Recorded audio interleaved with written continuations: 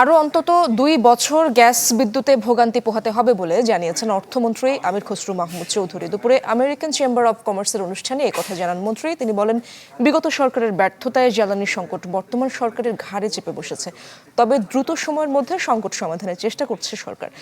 এ সময় মন্ত্রী আরও বলেন, ব্যাংক খাতে লুটপাটের কারণে অর্থের বিপুল ঘাটতি তৈরি হয়েছে, যা সরকারের একার পক্ষে মেটানো সম্ভব নয়। নগদ নিয়ে এলো হার না মানা হার অফার। সর্বনিম্ন 10,000 টাকা রেমিটেন্স নগদে পাঠালে থাকছে স্বর্ণের হার জেতার সুযোগ।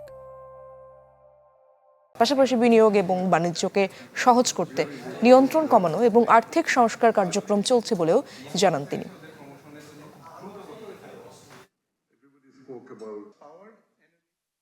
Unfortunately, on the power and gas, nothing can be solved within 6 months.